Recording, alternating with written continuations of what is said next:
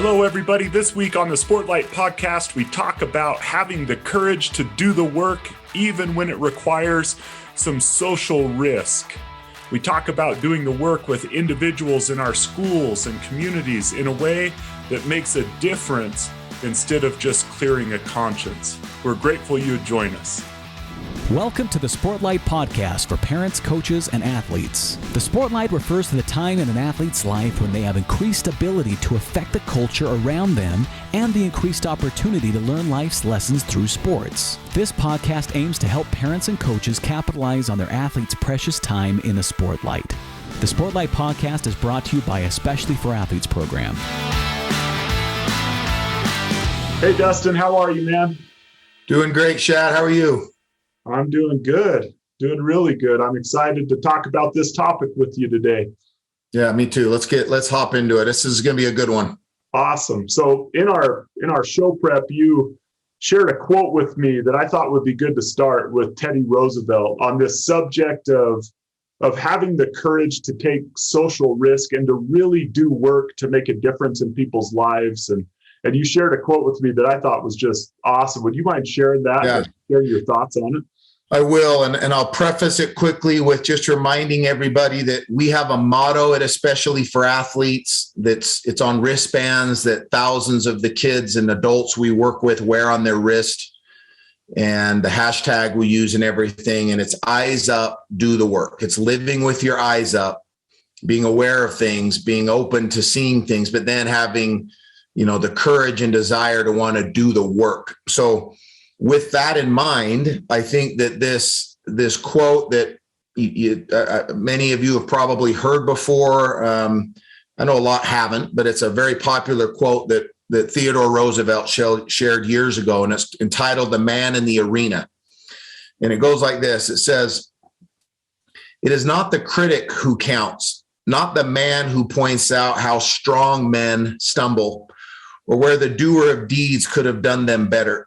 The credit belongs to the man who is actually in the arena, whose face is marred by dust and sweat and blood, who strives valiantly, who errs, who comes up short again and again, because there is no effort without error and shortcoming.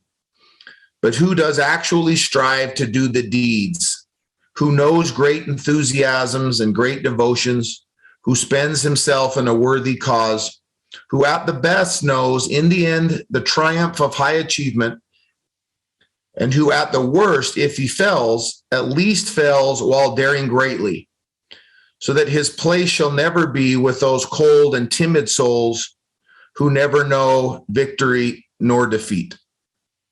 There's a couple things in that, Shad, that the whole thing, I love the entire quote. I love the meaning of it. But the part there towards the end really jumps out at me. The person who knows great enthusiasms, great devotions, who spends himself in the worthy cause, who at the best knows in the end the triumph of high achievement, and at the worst, if he fails, knows that he failed while daring greatly, that his place will never be with those that know neither victory nor defeat. In other words, the person who's willing to be marred by dust, sweat, blood, to actually go in the arena, into the microscope, to be criticized, to be maybe embarrassed, but has the guts to do it, who's willing to risk in order to feel life, whether it's good or bad, pain, sorrow, or joy and happiness. It's just willing to do it. That's the true soldier, right? That's the true difference maker. And when we say do the work, we're asking people, in essence, to put themselves in the arena, to be willing to put themselves out there and to bleed a little bit and to sweat a little bit and to be marred by dust and take it's not the opinion of the critic that counts. There's plenty of critics. Everybody's a critic. And there'll always be critics out there, pointing the finger at those that are trying to make a difference. And the man in the arena doesn't care, because his compass is set on what he knows is right. And especially for athletes, when we talk to kids or when we talk to parents, which are primarily the listeners, of this podcast, are we teaching our kids to be the types that are willing to go in the arena and be criticized and maybe be pointed at and made fun of because they have the guts and the courage to do the right thing at all times because it's the right thing? And that's sort of what we want to dive into on this, on this episode of this podcast, and why kids are afraid, why they don't want to do it, what holds them back, and what would happen if they'd be willing to step into the arena and really do the work, not do it because it's convenient or do it because it's easy. That word work is an important word in our program. And in this podcast, in this particular episode, we're going to dive in right to why that word work needs to be something that parents take the responsibility of teaching our kids. Yeah. And I love this quote, that end, those cold and timid souls who neither know victory nor defeat. And right now there's getting involved in some of the things we encourage athletes to get involved in. There is some social risk to it. And if there isn't a social risk to it yet, then maybe we haven't done enough of the work, the real work. Too much is done in our society, I believe, to clear our conscience, but not to make a difference. To say, oh yeah, I'm part of these good causes, but I'm only going to insert myself in these efforts to make life better for people up until it starts to cost me something, or up until the time where I need to take a social risk. And then I will retreat. And the bad thing about that is that most of the work that really needs to be done to actually make a difference in someone's life, it lies beyond that social risk. Right. And one of the things that we talk a lot about, too, the name of our podcast, the Sportlight Podcast, and the name of our book, it actually is less socially risky for athletes. You imagine the quarterback at the high school. Yeah, kind of in some cases, whatever he says goes. Like there is some kids, it is more risky for them to put themselves out there. But sometimes these incredible athletes at a high school, they can set the tone and they can decide, hey, no, this is how we're going to be. And it's actually even less risky for them. So that risk threshold is that you have to pass. It's further down the road for athletes than it is for maybe some other kids at the school. And so I love this topic. I really feel like when we emphasize that word work, that we're going to do things by design and not by default. We are going to teach our athletes to be willing to take a social risk and not just stay safe with those cold and timid souls who never know victory or defeat, and to really live life, experience the whole thing, the whole gamut, the thrill of victory, the thrill of making a difference in someone's life, and the disappointment to seeing how bad people can be to people who try to be good. And just to embrace that, to understand that's the risk, but it's not going to keep me from doing good. And so I'm excited to talk about that, dive into it a little bit more, Dustin, because I think this is a really important subject. You also shared a video with me of Nick Saban talking, and maybe this first portion where we're asking our athletes to really do the work and really take a risk. Coach Saban covers in this video that you shared with me. Do you want to tee up the video a little bit and then we'll share it? Yeah. So Coach Nick Saban, Alabama, will go down as one of, if not, the greatest college coach of all time when it's all said and done. But he has a pretty passionate plea that he shares in this story of a player of his who, and it's a fairly recent story, who ends up getting in a car accident. He's driving under the influence. He leaves a party. And his reckless behavior ends up costing the life of a lady who he hits. And he talks about there were people there with him before he got in that car that could have done something. Why didn't they? And this sort of feeds off of the podcast that we did on being a teammate. and the difference between team members and teammates, right? And this is an example of it, and some other things that we'll try to break down why. And his question is to, where was the teammate? Where was the real friend? But he shares this sad story in this video, and I think it's something that would be wise for us to show our kids and have this sort of discussion with our kids or the boys or girls we coach. Okay, let's listen to it. Because you're afraid of what everybody out there thinks of you. Well, if there was a player in Las Vegas who was drinking at 3 o'clock in the morning with his buddies and his girlfriend, and somebody would have taken his keys away, probably would have pissed him off, probably would have made him mad, probably wouldn't have thought very much of you for doing that. But would he be better off now? Or is he better off where he was, going 156 miles an hour, running the ass into somebody and killing them? And he's in jail, and he doesn't have a career anymore. And he's a good kid, and he never had one problem on our team in Alabama. So what kind of friend were you? What kind of leader were you when you allowed the guy to do it? But nobody wants to do that because they're afraid of what somebody's going to think of them. So definitely passionate. Coach Saban's definitely passionate about this. You could feel his frustration. So let me pose the question to you that kind of this video poses, Dustin, and that is, why do you think no one stepped in? Why do you think no one did anything? What are the dynamics that are taking place where we watch our teammates do life-destructive things to themselves and to others, and we don't step in? Help me understand that dynamic a little bit. Well, I believe that all of us in general as human beings have a hard time having the hard discussions, especially with somebody who we're friends with, because the friendship is valuable to us. We don't want to do anything that might damage or hurt that friendship. So whether it's your teammate or it's just a friend of yours that's starting to do things, we want to love them and we want to not judge them, and we're told not to do those. We don't want to be judgmental of them, and so we just want to be there for them.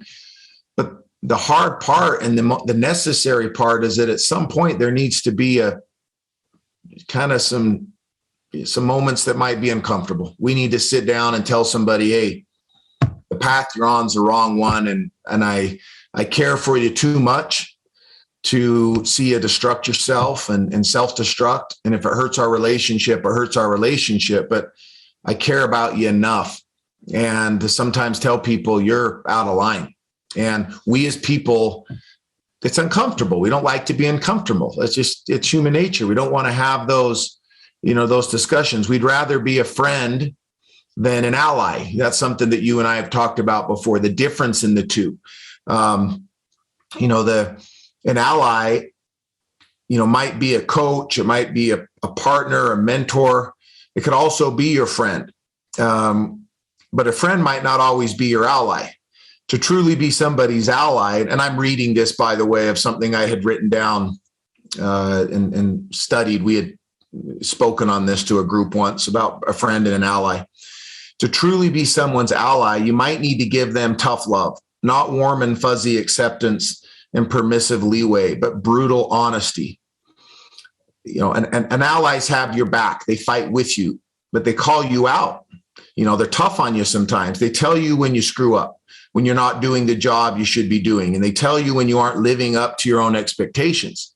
That's what an ally does. A friend, no matter what you do, I'm always here and I always love you and I don't want to wreck the relationship. And so I might not tell you the hard thing because that might cause you to not like me, and then we're not going to hang out and I'm not going to be your best buddy anymore. And so my job is just to, no matter what, just, it's okay. I'm here for you. That's great. Be a friend, but we got to be an ally too. An ally is interested in something getting done, right? If it's a country that's an ally with another country at war, you're in something together. But you're also going to tell that other country, hey, we need to do this differently because I have your best interest in heart, but there's other people that are also affected by this. So I'm going to tell you if we need to change strategy here. I'm with you, but I'm not I'm not so interested in the friendship as I am in positive results happening. And as a friend, if we truly care about it, there was a sermon given once by a guy named Hugh B. Brown. He talked about God being the gardener of our life. And it's actually entitled God is the Gardener. And in that, he talks about cutting down this old currant bush when he was young and feeling like the bush talked back to him. And the bush, he said he felt like he heard the bush say, why are you cutting me down? I was getting so big. I was going to be this big shade tree someday. And my branches were getting so long and I was big and strong. Why would you cut me down? And he said that he talked back to the bush and he said, I know what's best for you. If I let you grow to be this big bush, you're going to eventually die. Your roots aren't going to be able to support it. You're not going to be what you're supposed to be. So I have to cut you down for your own sake. And that God's that way in our life sometimes, right? We have to accept the fact that sometimes things are going to happen to us because somebody else knows the better picture for us. And he loves us enough to cut us down sometimes. If we love our friends, if we love our teammates, family members, sometimes we have to love them enough to trim them a little bit, to cut them down a little bit for the overall success of their life, knowing it's going to be uncomfortable.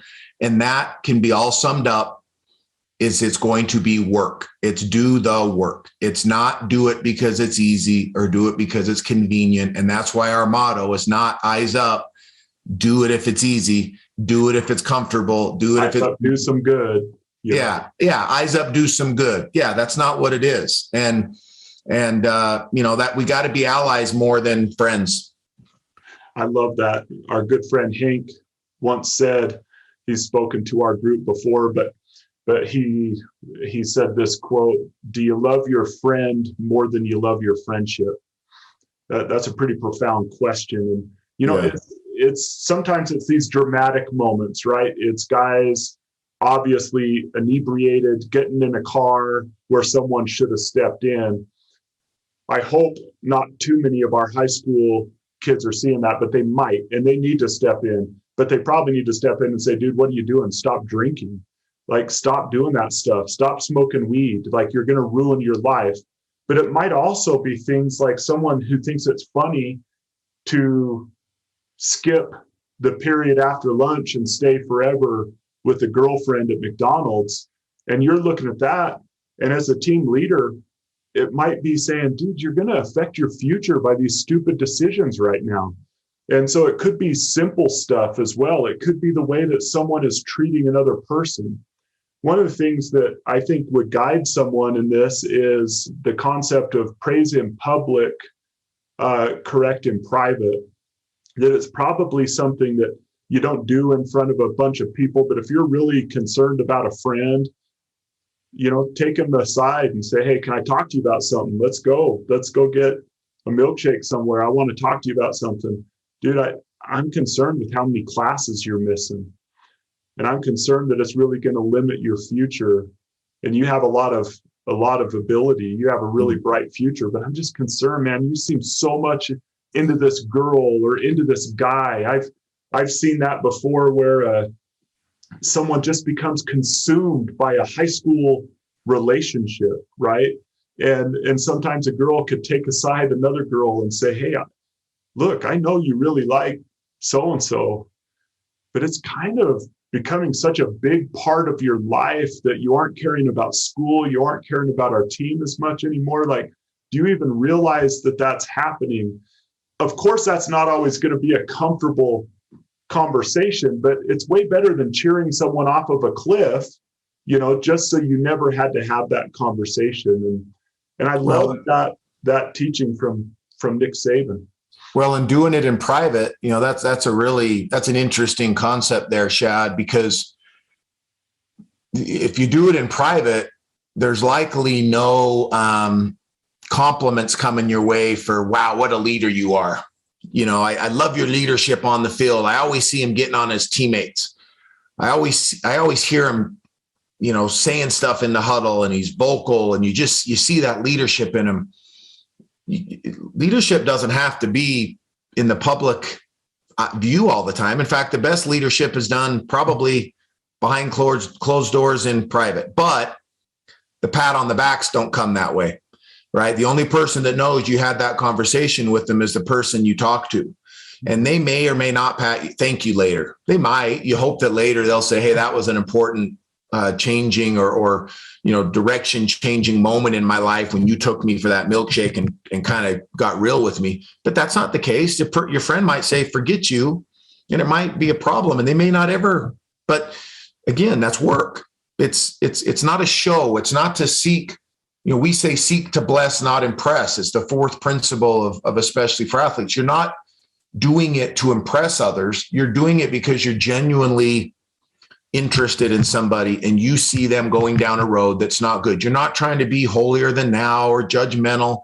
Yeah, we obviously have to recognize our own weaknesses, but to when we love somebody enough to sit them down and say, hey man, I can't let you take the keys to the car, or you got to stop talking that way to people, or you got to stop saying those jokes in the hallway, or making fun of people, or whatever it is, or cheating or drinking or whatever the thing is. And we do it enough to take the keys from them. And heck, man, if we got to fight him, wrestle him, we're not giving them back to you. I care about you that much. It's going to be hard. But those are the types of kids we're trying to find. And my plea to parents listening to this is, you may agree with everything we're saying, but what are we doing? Are we having the hard conversations with our children about the need for them to do this? Are we practicing what we preach? It's work for us to sit down with our son or daughter and talk to them about these exact things, and to even tell them sometimes the truth and make sure they know how to accept it and encourage them to live this way at school. Or are we just hoping that somebody else does it? I've said this before. It's probably maybe not a popular opinion to some people. It's not your coach's. It's not the coach's job. We hope our coaches do it. It's not the coach's job to teach your son or daughter how to be a respectful human being in the world. That's your job. Coach's job is to teach them how to run and block and tackle and dance and shoot and perform on the field. And in the process, hopefully not teach them to be bad people, or cheat and things like that. And most coaches do a lot, want to help kids with all these other things, but the buck doesn't stop with the coach. It's something you hope they'll do, but their job is, they're not trained in how to make your son polite. They don't go through that training, or to make him not cheat, or to teach him how to not do drugs. That's your job. That's the job of the parent. And we have to do better as parents, put our own phones down, get off social media, stop preaching to our kids about putting their phones down and putting down social media, and do it ourselves, and have these hard conversations to build real leaders, men and women who are willing to step in the arena. We have to be willing to do it ourselves. Yeah, and I love that, because there are some parents who unfortunately are hesitant to even have these needed conversations with their own children. They're worried more about their friendship with their child, their relationship with their child, than they are about the outcomes of their child. Sometimes I don't think any parent would consciously say that, no, I'm just way worried about being my child's friend and I don't care about their future. But sometimes if we aren't willing to engage in these crucial conversations, then our child could make those decisions. We need to be willing not only to have these discussions about kids being willing to have these discussions with their friends, but when we see these things in our own children, the way they treat people, the things they say, we need to be willing to have these conversations with them. And I love, Dustin, what you said about, when we have these conversations in private, it takes out any of the element of them thinking you have an ulterior motive. Yeah. Now they might still react negatively, but at least it eliminates, like, dude, don't do that to try to act like you're some leader and to try to belittle me and to try. When we are willing to have it in private, it eliminates some of that, cuts through some of those concerns that they might have, and allows you to really just say, no, I really care about you, And that's why I'm having this conversation. No one will know we had this conversation. If you want to forget it, that's up to you. But I'm only doing this because I care about you. And I think that's a really important thing that came out in what you shared there. I want to share a letter, Shad, that we just got this letter less than a week ago. This letter came in through our website. And I want to the part I'm going to point out in this letter isn't the point that you're probably going to take when you read this. I'm going to focus on something that may not jump out. But we spoke at a school 2 months ago. This letter just came in through our website 2 or 3 days ago. He said, I heard, especially for athletes, come to my high school months ago, my son's high school months ago, and I was so taken back by the program. It has changed my life and my son's life. My son was having a really hard day, the day that especially for athletes came to talk to us. 2 of his teammates came and drug him out of the basement. He came and listened, and it has since changed his life. I had no idea about the pressure he was under to perform well. It was tearing him up inside to the point of contemplating suicide. I was lucky he had the confidence and the trust in me to come and talk to me about it after listening to Especially for Athletes. He has, through counseling and your program, now improved, and he is thriving. Thank you so much for your program. Okay, the point that I want to talk in there, I'm not sharing this at all to say, hey, Especially for Athletes is going to save somebody's life. I'm simply saying the point that jumped out to me was this: 2 of his teammates came and dragged him out of the basement. Okay. That kid would not have come and heard a message that for whatever reason really resonated with him and his dad and helped bring a discussion up that they were able to discuss, that his dad didn't really realize what was going on until we talked about some things in our presentation that we discussed. One of those being the amount of pressure that kids have placed on them nowadays, what social media is doing to add to that, and how we as parents have to be careful in watching our kids because of the epidemic of mental health issues and things. We have to be more engaged. And that led to them having a discussion. But he wouldn't have gone. He didn't go because his coach said go. His dad knew about it. His dad obviously came. The kid went because 2 teammates came and drug him out. And 2 teammates didn't bring the whole team over. They didn't bring a camera to record it. They didn't post about it after. 2 teammates knew, we have a teammate that needs to hear this message that's coming up. Coach or somebody said, hey, you think you guys need to come to this? And they had the guts to go into the basement. I don't know if they literally drug him out. The dad says they drag him out, which to me assumes there must have been some sort of hesitancy. Yeah, resistance, exactly, to go. But they talked him into coming, and according to the dad, he's now thriving, and it's changed his life. That's because 2 teammates did the work. They didn't text him. I invited him. I sent him a text. That's easy. That's not work. That clears your conscience. Exactly. That's your point about it. Service to clear conscience. It's us checking the box that, well, I tried. I sent him a text. I posted it, right? I put it online. I put it on our group chat. Okay, that's easy. That literally takes you 5 seconds to do, and it clears your conscience, but it's not work. Work is going over to somebody's house, having a conversation with them and say, you're coming to this with us, man. Whether you want to or not, you need to come, and we need you there. We love you. We need you. You're part of our team. You got to come to this with us. And having that discussion because you care about your friend. That's what we're talking about. Not clearing your conscience, doing the work. Yeah. And, this applies, Dustin, if we talk bullying, if we talk someone who's lonely at the school, are we really doing work? Are we going to the point that there's some social risk? Or are we just like, sometimes service even feels a little bit self-serving, where we're doing it more for the social gain we get from it, rather than the benefit that's coming to the person. And only the person who does the service could ever judge whether that's what they're doing or not. But we've shared a number of times a picture of a young lady in the Sudan who was famished, and this photographer was at a feeding station, is what they called it. They had set up these feeding stations where people could migrate to it and get some food and water.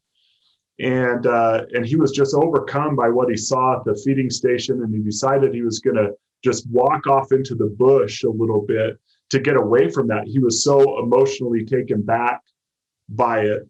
And I just want to pause here and note that this man had left a very wealthy family in Southern Africa to go up to the Sudan to take pictures and to bring attention because of what happened with this picture. This guy got a lot of flack from people who would never leave their homes and do anything, right?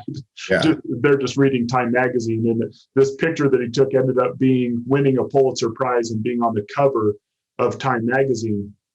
And the picture is of the young lady kind of bent over and of a vulture behind her. I'll put it up here on the YouTube, but and when it won the Pulitzer Prize, this man was asked probably what all of us would want to know as we look at this picture, like what happened to that child.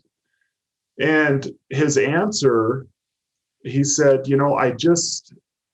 I sat there and I was crying. He was weeping under a tree, looking at this scene. And I was praying that vulture would fly away. And when I realized that the vulture wasn't flying away, I scared away the vulture. And then I watched this little girl kind of struggled out of sight. And I hope that she made it to the aid station. And everyone was enraged, everyone was just, how could you not help that little girl? But there was way more to the story, right? That there was dozens of people around. He had just been consumed and overcome by what he had saw. He was just in shock at just the scene. And everyone got so mad at this guy. And as I think about what made people mad, they're thinking in their mind, I would have picked that girl up and I would have carried that girl to the aid station, right? Like I would have done that. And if there was a dozen people around, I would have taken her and come back and got more. That's what we all like to think we would do. But as you and I have gone around and shared this story with people, we try to share it in a way that is super compassionate toward the cameraman, not judgmental of him. But what we realize is that we face in a micro way these little situations all the time, right? For example, we see a kid who people are just kind of poking fun at school or on a team. Sometimes a teammate becomes the brunt of all the jokes, or a kid, just people are kind of poking fun at this kid and they act like they enjoy it, but no one enjoys that stuff. Or the kid who's lonely at their school. And like this photographer, we might look and see it. And the easy thing is to pray that problem goes away. Not to engage at all, just to notice, eyes up. And the work that I'm willing to do, in quotations, is, oh, man, I'll pray, man, please help that kid and help him to be nice to that kid or help that kid to find a friend. Or sometimes we scare away a vulture. Right. The problem with scaring away a vulture in that situation is it will just go in a circle and come back and be there with the kid again. Right. And so it's a very temporary solution. And sometimes we do these things that really we don't have to engage. There's no social risk there. There's no sacrifice at all on our part. But we just do, I'll wave at him in the hall. I'll say hello. I'll invite him to a dance. This adaptive needs kid, which all these things we should be doing, right? And we aren't saying don't do these things. These kids need to go to the dances, but it doesn't come with much risk or much effort. And a lot of times it brings a lot of positive attention to us. But what we're talking about is picking people up and carrying them to the aid station. And what does that look like? What does someone who's lonely really need? They need a friend. They need a group of people to hang out with. They need someone to eat lunch with. They need someone to hop in a car with and go to lunch. They need someone to invite them on a Friday night to do things with a group of people. They need people to get to know them and to love the uniqueness that they bring to the world. They need someone to be amused by their unique sense of humor and to find value in it. And they need someone that when they show up, that people are happy that they're there. That's the work. And sometimes that takes a little bit of social sacrifice. Sometimes that takes a little bit of getting out of your comfort zone. That takes sometimes, going back to that quote, sometimes you're going to know defeat when you put yourself out there. Sometimes there's going to be negative consequences that come to you from doing this level of engagement in someone's life. However, you could be a cold and timid soul that never knows the feeling of really impacting another person's life to avoid feeling the defeat of, man, I tried to help them, but something negative came to me. And that's our message to people, right? Whether it's bullying, whether it's loneliness, whether it's drugs, alcohol, cheating, whether it's being consumed with things that are taking you away from more important things in your life. Athletes have the spotlight, and the message we try to share is, yes, it's risky. That's why we're asking you to do it, because you have the spotlight. Your influence is powerful. And we're inviting people to truly engage in other people's lives, not to just go up to the line where it would then entail some social risk. We want athletes to push beyond that and actually help people, save people from themselves sometimes. And so that's what we're inviting. That's what we mean when we say, do the work. Be courageous. Be the definition of courage isn't doing hard things. That's just being gritty. That's just being relentless. Courage is doing something that you're afraid of. In spite of your fear, you do it. It's facing your fears and doing that you're afraid of. That's what courage is. If we as parents and as coaches need to be challenging and teaching our kids and following up with them and asking them when they come home from school, rather than just, how was your day? What did you do courageous today, son? Some of the things you're afraid of, I know you're afraid to go talk to people. It's not your thing. You'll go stand in a batter's box in front of 1,000 people and look at a 90-mile-an-hour fastball and strike out 4 times and come back the next day. And you've moved on. Like you're okay being embarrassed in front of 1,000 people. That doesn't make necessarily, you're not afraid of that. But going up and talking to somebody at school and introducing yourself and listening to somebody and trying to make a relationship is hard for you. Did you do it today? Did you try? No, I didn't. Why? Like, how can we do it? Let's practice it. I want to challenge you to do it tomorrow. Those are the types of things that if we really want to make a difference and change culture, which is hard to do, if we really want to see suicide numbers, if we really want to see mental health issues and things improved on, we have to teach kids how to be in the arena and not just assume that they're going to have the tools to handle the arena just because. They just because we feel compassion in our heart, like you said, because we feel pain for people. That's not compassion without work. Is just feeling sorry for people. That doesn't get anything done. I feel sorry for people. Okay. If the whole world could feel sorry for somebody, truly have their heart hurt for somebody's pain and not do one thing to help the person eliminate the pain. Because again, feeling sorrow for somebody without the courage to do something to help them, even though it might be hard and you're not uncomfortable doing it, it's out of your comfort zone. We have too many of those. Eyes up is easy, man. We have a lot of people with their eyes up. They see things. They go on social media and they complain about it. Or they go on social media and with a hashtag or, whatever the popular post is at the moment, show their support for a cause or their support for a movement by posting something that's trending. Is that hard to do? It checks the box. My moral box tells me that I did the right, I'm supportive. I'm sensitive to that matter. I'm whatever. But where's the work? How does that fix the problem? Got to get your hands dirty and be willing to work. And it won't happen, and we won't change lives if more adults don't do the hard thing, parents and coaches, and have those discussions. And then those kids that are the tip of the sword type kids, the real sharp, ready, willing to go and do it. We've got to encourage them to do it, thank them when they do, and help them when they do, and make sure that we're sensitive to how hard it is to them, and encourage them to keep doing it, because they really are the ones that are going to save lives and change culture. And we're trying to find those kids everywhere we can. Yeah. And when they do put themselves out there and some negative consequences happen, we need to make sure they know how absolutely proud we are of the fact that they would take a risk to try to help another person.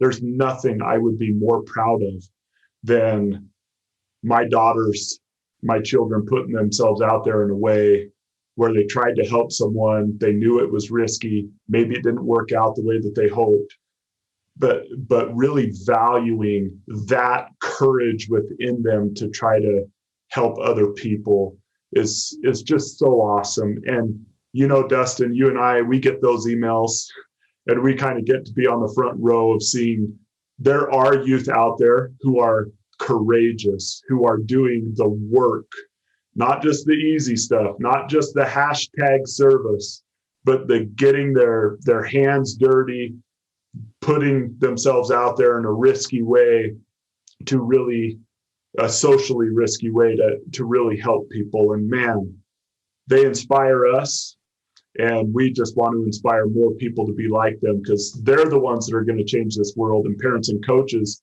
could really value that and call attention to it when they see it. Take a kid aside and thank them for who they are and what they mean, and they can help with these crucial conversations themselves. And so, Amen. Thank you, Dustin. Thank you. Hey, we have some really exciting things coming up. I thought it might be good to tell people what to look for on our social media accounts. Yeah, we do. Please, everybody that if you have a child and you live in the Utah area, we've got a handful of events that we're going to try to pull off again. We had done them in every spring for years, and then got thrown off the rail a little bit by COVID. But we're going to try to implement again these leadership summits, where we've had hundreds of kids come out to these half-day events. We're doing a little bit different. Instead of doing one big event, we're going to do 3 smaller events, but those are going to be the last week of April and the first week of May. We'll have that information coming out. It's free of charge. We're going to have stuff to give the kids, food to give the kids, some really, really great guest speakers coming, and it'll only be an hour or 2 that we're going to spend with the kids. But we hope that they'll participate in that. We've got some really cool athlete spotlights we're going to be doing online. You're going to see some of our athletes, some of our college athletes that have been in our program for 6, 7, 8 years, talking about the impact that Eyes Up Do the Work still has on them. We'll be posting those and things. And we just ask you, if you like them, if you could share it, if you could share the podcast, if you could reach out to your club president or your coach or your high school or junior high school, and talk to them about bringing us in to speak to even the entire school. We have a whole other message that's not specific to athletes. It's about living with your eyes up and doing the work. And those are fun assemblies to do. They're interactive. Maybe we could come and talk to your whole school, your son or daughter's junior high or high school. So any of the help that the public can give us, but we've got some really cool things, coming out. We want to thank, Swire Coca-Cola and Costa Vida and, Murdoch Chevrolet and some of these different sponsors who have helped us to enable us to do all this and not have to charge the kids. So follow us on social media and get involved. And if you are far out there, we know that this podcast has further reach than you might be able to come in person. We do have the ability to Zoom some kids into those experiences, some coaches, some parents. So if anyone hears this and would like that, you can contact us on our social media pages, or Dustin at especiallyforathletes.com or Shad at especiallyforathletes.com. Just reach out to us. We'd love to Zoom you into those meetings and at least give that part of the experience. Then you can take your kid out get them some food. So, because we can't do that virtually. Yeah. Well, thank you everyone for joining the Sportlight podcast. Eyes up, do the work. This has been the Sportlight Podcast from Especially for Athletes, sponsored by Coca-Cola. You can learn more about Especially for Athletes by visiting the website at especiallyforathletes.org. You can also learn more about the book, The Sportlight, by Shad Martin and Dustin Smith at especiallyforathletes.org/book.